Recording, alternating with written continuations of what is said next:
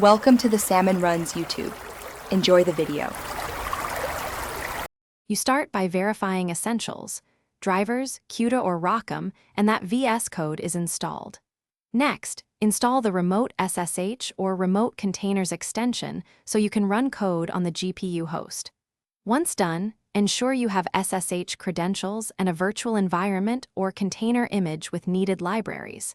This gets you to an actionable state quickly. No time wasted on trivial checks. Instead, prepare the system and connection so Vscode can actually see and use the GPU. You now create the remote runtime where your GPU lives. First, configure SSH keys and test a simple login so you avoid permission errors later.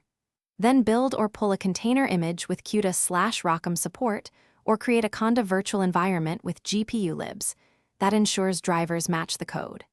Next, in Vscode, use remote SSH to open the project folder or remote containers to attach to the container, making sure Vscode launches with the correct GPU access flags. You finish by executing a quick validation. Run NVIDIA SMI or a small framework check like Torch. CUDA is available to confirm Vscode is using the GPU. Make sure the remote interpreter or container is selected in Vscode and that container runtime arguments expose the GPU. If something goes wrong, recheck driver versus CUDA compatibility, confirm the container runtime flags, for example GPUS, and validate SSH permissions and path variables. That one troubleshooting tip, mismatched drivers, is the most common blocker.